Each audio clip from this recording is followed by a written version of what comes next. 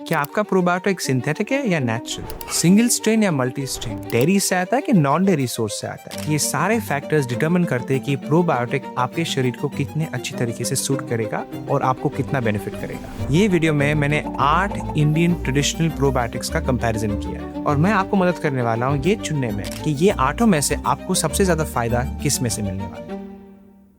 हम चालू कर रहे हैं उससे पहले मुझे एक गलतफहमी दूर करनी है कि प्रोबायोटिक्स बहुत इंपॉर्टेंट होते हैं। ये सही नहीं है। आपके शरीर में आज कुछ 300 ट्रिलियन बैक्टीरियल सेल्स हैं, उसमें से 500 अलग अलग वैरायटी बैक्टीरिया के, लेकिन सबसे स्ट्रॉन्ग प्रोबायोटिक पिल में सिर्फ 30 बिलियन बैक्टीरिया और वो भी सिर्फ 5 से 7 वैरायटी। सब गिनने जाओगे तो प्रोबायोटिक सिर्फ 0.1% फर्क क्रिएट कर सकते हैं आपके शरीर में। ये 0.1% काफी लोगों के लिए कुछ नहीं करेगा और हार्वर्ड हेल्थ खुद बोलता है कि कुछ कंडीशन के लिए ये 0.1% मदद कर सकता है। आप देख सकते हो आपकी स्क्रीन पे अभी, अगर आपका कंडीशन इसमें से कोई भी है तो शायद प्रोबायोटिक आपको मदद करेगा और अगर नहीं तो शायद आपको प्रोबायोटिक की जरूरत भी नहीं है। सो आप सबसे बेस्ट प्रोबायोटिक चुने कैसे? नॉर्मली 4 सवाल पूछने पड़ते हैं। पहला, कि आपका प्रोबायोटिक डेयरी सोर्स से है या नॉन डेयरी सोर्स से। दूसरा, कि वो सिंथेटिक है या नेचुरल। तीसरा, कि एक प्रोबायोटिक के चम्मच में आपको कितना मिलेगा। और चौथा, आप अलग अलग कितने स्ट्रेन्स ले रहे हो एक टाइम पे। चालू करते हैं डेयरी के साथ। आपके स्क्रीन पे मैंने जो 8 प्रोबायोटिक्स लिस्ट किए उसमें से 4 डेयरी बेस्ड है। अगर आप लैक्टोज इंटॉलरेंट हो, मतलब आपको दूध आराम से पचता नहीं है या आपको बहुत गैस और ब्लोटिंग होती है दूध के साथ, आप ये वाले प्रोबायोटिक्स मत प्रेफर कीजिए, शायद आपकी बॉडी को उतना अच्छा सूट नहीं करे। ये है दही, याकुल्ट, छाछ और केफिर। आप ट्राई कीजिए दूसरे 4 में से कोई। आते हैं दूसरे पॉइंट पे, नेचुरल या सिंथेटिक। सिंथेटिक प्रोबायोटिक और नेचुरल प्रोबायोटिक में काफी फर्क है। जब हम प्रोबायोटिक की कोई भी टैबलेट लेते हैं वो बैक्टीरिया को फ्रीज किया जाता है। वो फ्रोजन बैक्टीरिया को पहले वापस वार्म टेम्परेचर पे आना पड़ता है और फिर वो एक्टिवेट करते हैं उनका काम करने के लिए। लेकिन जो प्रोबायोटिक हमें नेचुरल सोर्स में मिलता है जैसे दही या केफिर, कांजी या फर्मेंटेड मिलेट्स, इसमें जो प्रोबायोटिक चेंज रहते हैं वो ऑलरेडी अलाइव है। इसलिए जो अलाइव प्रोबायोटिक्स है वो आपके शरीर को शायद ज्यादा बेनिफिट कर सके compare to freeze dried probiotics. अगर आप Amazon पे जाओगे आपको बहुत सारी कंपनीज मिलेंगी, बहुत सारे पिल्स और कैप्सूल्स मिलेंगे जहाँ आपको फ्रीज ड्राइड प्रोबायोटिक्स मिलेंगे। तो अगर आपको सिंथेटिक में जाना है आप वो ऑप्ट कर सकते हो। अगर आपको एक्टिव में जाना है तो जो 8 प्रोबायोटिक्स मैंने लिस्ट किया आपके स्क्रीन पे, आप उनमें से चुनिए।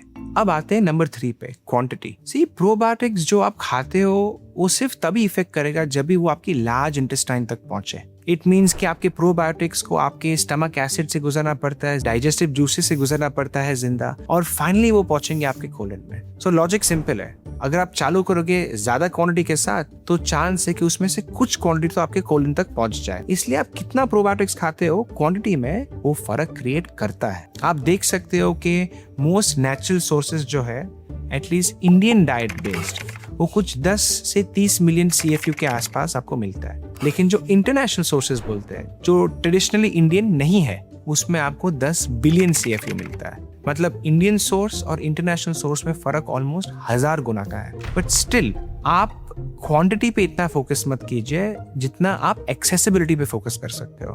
कम्बुचा, केफिर एक्सपेंसिव रहते हैं, हर रोज लेने में कुछ मतलब नहीं रहता। इससे बेटर जो आपके पास अवेलेबल है आप वो ऑप्ट कीजिए, लेकिन रेगुलरली लीजिए। हाँ, क्वांटिटी आपको थोड़ी कम मिलेगी लेकिन कंसिस्टेंसी आपकी बनी रहेगी। अब आते हैं पॉइंट नंबर 4 पे, which is number of strains. आप प्रोबायोटिक्स लेते हो सिर्फ एक बैक्टीरिया के लिए नहीं, अलग अलग बैक्टीरिया के लिए। हर बैक्टीरिया खुद का फंक्शन करता है बॉडी पे, हर बैक्टीरिया का एक अलग असर आता है आपके बॉडी पे। ये बैक्टीरियल डाइवर्सिटी का कंपैरिजन, दही में ऑलमोस्ट 250 से भी ज्यादा अलग अलग वैरायटी है बैक्टीरिया के, लेकिन सारे दूसरे प्रोबायोटिक्स में 20 से कम। इसलिए दही हमारे डाइट में बहुत सालों से, वर्षों से और जनरेशन से हम खाते आए।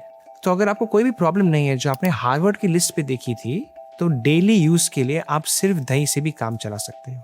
आपको वैरायटी भी मिलती है, गुड प्रोपोर्शन भी मिलता है। यही दही का अगर आप छाछ बनाओगे तो वो भी आप ट्राई कर सकते हो। कभी कभी मिक्स कर सकते हो, कांजी ट्राई कीजिए, पाखाल बात ट्राई कीजिए या फर्मेंटेड मिलेट्स ट्राई कीजिए। ये सब बनाने में आपको 24 घंटे पे नहीं जाते और बहुत बहुत सस्ता है। लोकली अवेलेबल इंग्रेडिएंट से भी बन सकते हैं। बट रिमेंबर, प्रोबायोटिक्स लेने की जरूरत हर किसी को नहीं है। सो अगर आपको कोई कंडीशन है, शायद आप पिल के लिए ऑप्ट कर सकते हो, और अगर नहीं है तो सिंपल अवेलेबल प्रोबायोटिक्स से भी आप काम चला सकते हो। एक चेतावनी, अगर आप कोई भी प्रोबायोटिक्स ऑफ द शेल्फ खरीद रहे हो, कोई भी ऐसी चीज ले रहे हो जहां एडेड प्रोबायोटिक्स लिखा हुआ है, always check the sugar content. जैसे हम खाने के बिना मर जाएंगे, वही तरीके से बैक्टीरिया भी खाने के बिना मर जाता है, लेकिन बैक्टीरिया का खाना शुगर रहता है।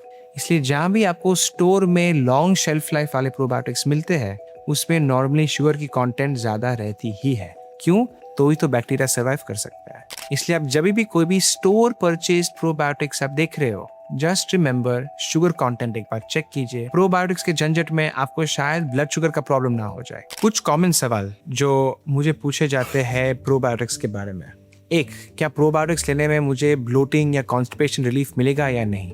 कोई गारंटी नहीं है। कभी कभी ऐसे बैक्टीरिया आते हैं जो आपके सिस्टम को सूट कर जाते हैं और शायद आपको कॉन्स्टिपेशन में मदद मिलेगा।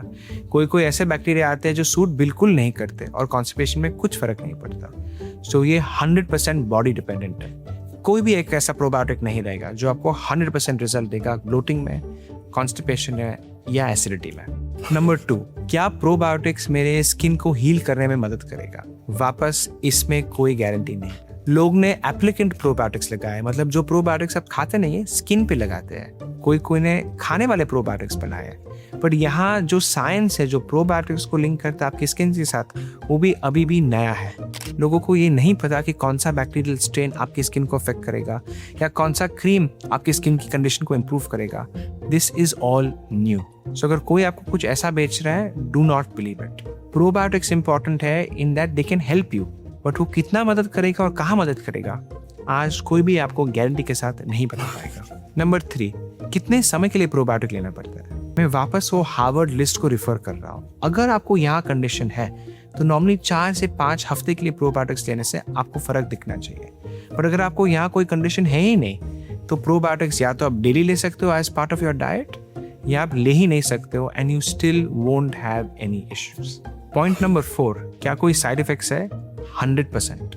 आप आपके शरीर में एक ऑर्गेनिज्म डाल रहे हो, एक बैक्टीरिया डाल रहे हो। किसी को सूट हो सकता है, किसी को सूट नहीं भी हो सकता है।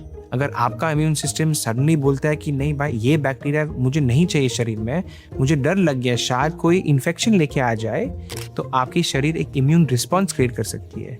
शायद शरीर गर्म हो जाए, शायद आपको खांसी या जुकाम आ जाए, शायद आपको फीवर आ जाए। All this is a side effect of taking certain types of probiotics. इसलिए ऐसे मत सोचे कि प्रोबायोटिक्स हेल्दी है, ले सकते हैं। There are 100% साइड इफेक्ट्स और प्रोबायोटिक्स हर किसी को सूट नहीं होता। With any new probiotic, always start small. Baby steps लीजिए और फिर आगे बढ़िए। एक फाइनल पॉइंट के बारे में मुझे बात करनी है। प्रोबायोटिक्स प्रीबायोटिक्स के बिना कंप्लीटली इनइफेक्टिव है।